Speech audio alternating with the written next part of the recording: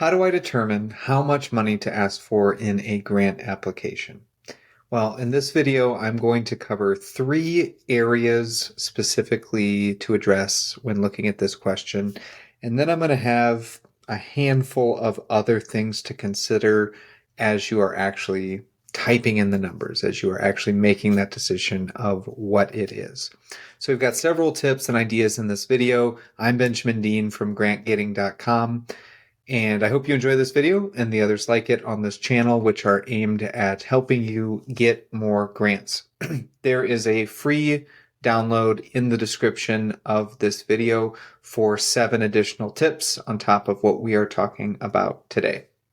So let's look at, let's first look at the strategies.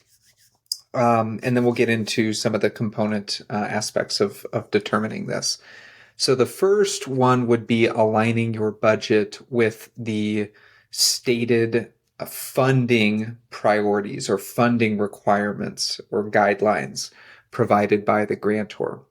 Now, the process typically of building your budget for a program or a project is irrespective of the funder. So as to say, what it costs to do a thing is not changed by where the money comes from to do the thing, to pay for those items or to pay for those costs. So typically you're going to have most of your budget, if not all of your budget, completed before you get into this part of the process, which is strategizing around which funder is going to pick up what part of the tab. So once you're to this stage, then you're going to look at researching the grant makers, again, mission, vision, values, goals, funding priorities. What are they talking about? Do they have specific, this is an important one, do they have specific focus areas or funding limits within those focus areas? So the common one where this matters a lot, the common type of entity where this part of the conversation and thinking matters a lot is a community foundation or any foundation or grantor that has an open application for funding. But within that application, you get to select the area of focus or the focus area. Or it might just be outright and be called the funding area. And what this means typically at a community foundation or some other foundations is that there's one application process and that is routed into multiple areas, multiple philanthropic areas, which means they are managing funds from different individuals or institutions in different areas.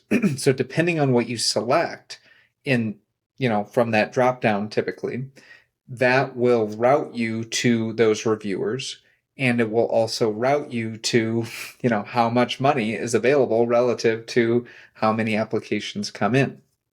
So this is like a very important thing, potentially unimportant, because you can't change and you do one thing and that's the only thing that you do, but it's potentially very important if, as can happen, your program can fall into one of 2 or more areas of focus within one foundation.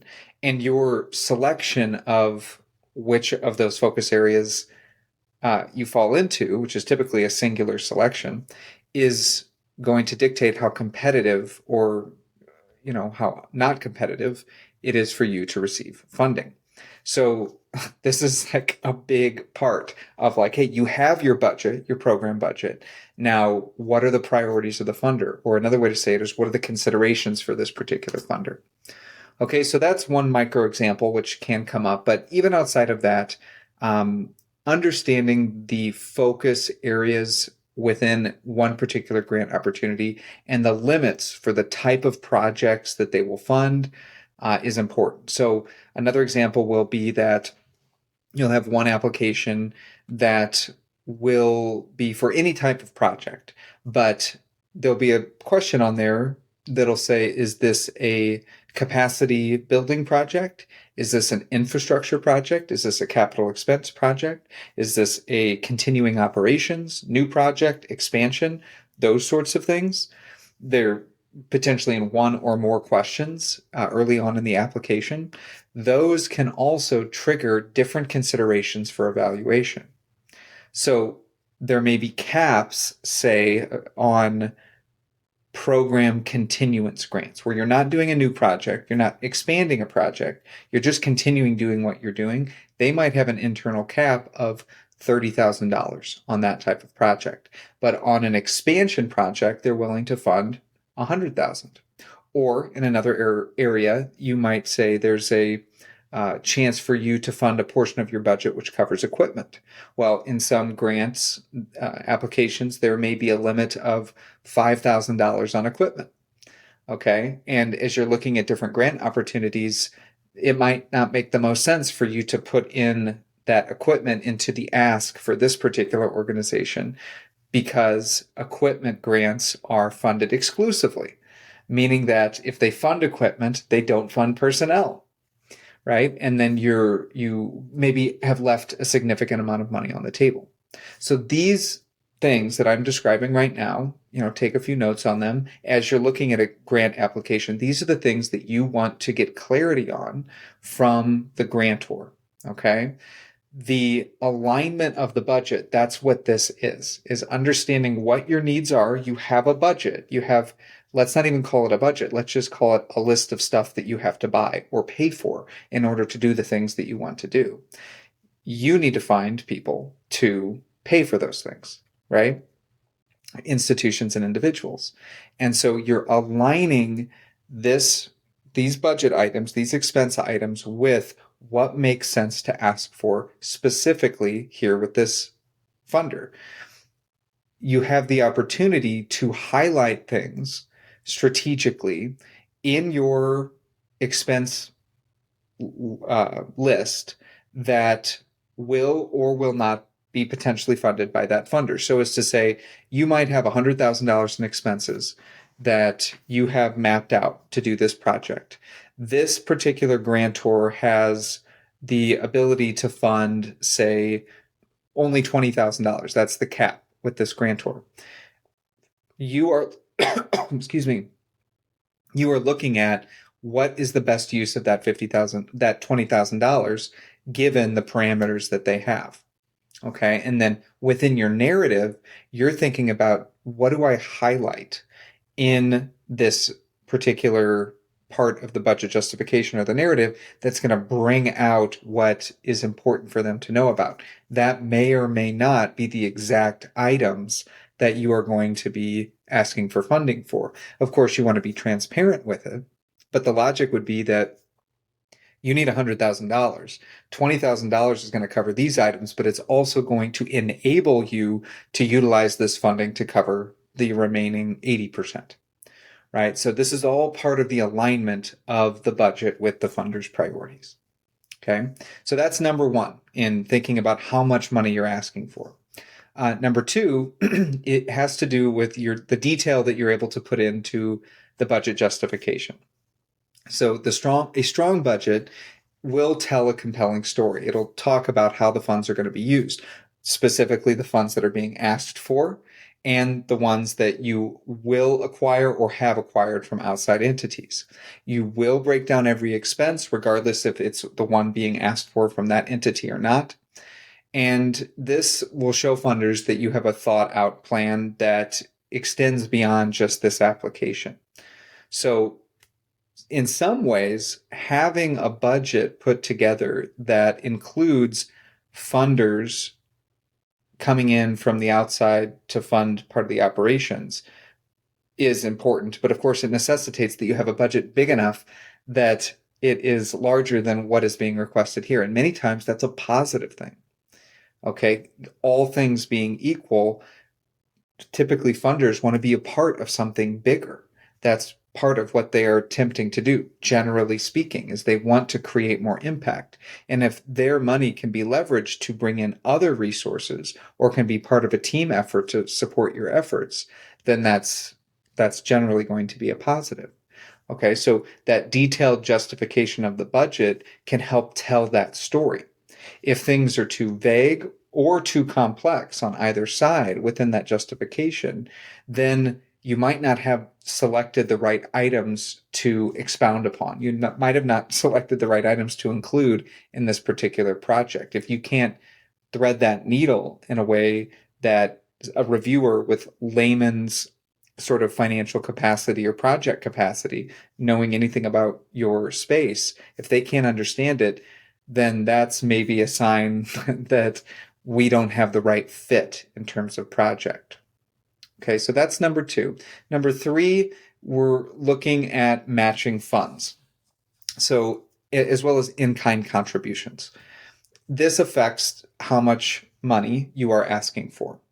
And we're going to get to some of the things that are perhaps more obvious to you. These are more strategic considerations. But do you have the ability to secure matching funds?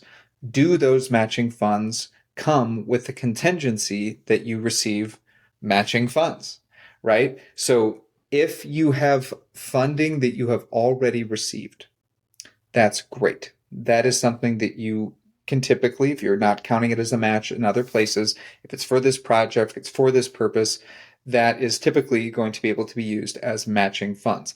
It doesn't matter if the grant application requires matching funds or not. This is a best practice. It is absolutely best practice, in terms of individuals or organizations, that if the funding that they bring forth is already matched or to be matched, that is a positive over a negative for sure. This demonstrates that your organization already has skin in the game or has relationships that are bringing skin into the game and isn't relying solely on this grant.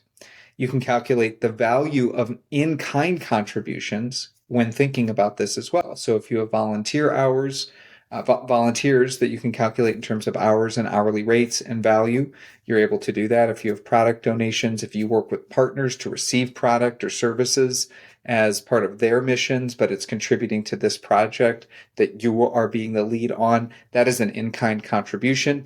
It is just as simple as going line item by line item and doing a best practice in terms of cost estimates on that. And that can be articulated as a match. Okay, that is all strategy, right? Then once you have this, you sort of figured out, you've got your budget aligned, you've got your detailed justification, you've got your matching and in-kind all figured out. Then it's down to, well, what can I really ask for? So, most grant applications are going to have a range. They're going to have a minimum and they're going to have a maximum. Now, that is typically done to make things easy for somebody like us just to come in and say, okay, this is sort of the range we can go within. That is not always a hard line. I have received grant applications that are 2.5 times what is posted on a website somewhere. Grants are typically given between $3,000 and $10,000. That was the actual range of a grant application. Answer to that question, what's the range, where we received 26,000 on that particular grant, and so did others. But it's a range. So however they're determining that, the mean, the mean, the median, the mode, different ways of coming up with different ranges, or if it's, the top 80% are within that range and the 20% are either above or below it. There's a variety of ways that somebody could come out with like an outcome of that range on the funder side. So you want to ask, right? You want to ask, what is the actual maximum that we can have? What is the actual average? What is the actual minimum? And does that change when it comes to first-time applicants? This is a very important question. First-time applicants versus repeating applicants. Okay, many funders will give more money to repeat applicants or repeat grantees, those that they've established a relationship with, because they've built that trust. New applicants might be held to a higher standard and they might put some test money in. That's extremely common. So that's part of the research. Then in terms of, thinking about how much you're asking for, a couple different ways to look at it. One is to say, okay, I've got this budget. There's a component of this budget that fits within the well-defined range that this particular funder could fund this one thing in my budget. What does that mean? Is there a story to tell about that one thing, that one person, that piece of equipment, that time period, that whatever it is, that one chunk of the budget that could be fully funded by this funder that enables this bigger project to happen? Okay, that's a great way to do it. If you have a compelling narrative, wonderful. The other way to do it, or another way to do it, is to ask for the max, is to not look at it specifically, what am I going to pull out of my budget? But it is to say, I want to get as much as I can from this, knowing full well that in many cases, grantors will simply prorate the amounts with some degree of manipulation, but they'll just prorate the amounts. They'll say, we got requests for funding for $500,000, but we only have $400,000. Okay, so we have $100,000 that we need to shave off the top of everybody's grant application, right? And I've seen that happen before, where everybody who has made it to that final round where it's a yes, they want to fund it. They're looking at what you asked for and they're starting from there and they're moving down. Okay, they're not reevaluating your application in many cases to say, well, let's really look at what we can do for each and every one of these multiple dozens of grantees. They're going to say, we trust them. They asked for the max amount. They need the max amount. Let's give them as much as we possibly can. Versus someone else who asks for 50% of the max. Well, they're probably going to get shaved on a similar proportion as you, right? So that's another way to think about it. Again, both of those ways can work, but this is a framework for you to make this decision in. Another way to come to a more specific number is to research other grantees. So looking at previous year's winners or grantees of a particular grant and finding out how much they got, right? Giving them a call, looking at their 990, talking with that funder perhaps to ask, how much did this organization get? What did they get it for? Typically it's not secret information. It's not confidential information.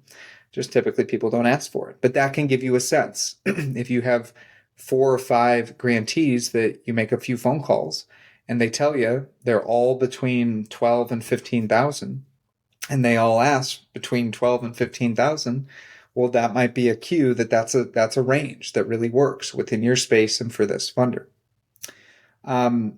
The next thing I have is to ask for advice, is to move your project application, your grant application forward into a place far ahead of time, far before the deadline, into a place where you're able to come into a work group meeting or set up an individual one-on-one with that grant facilitator and just ask for advice. Just say, here's our budget.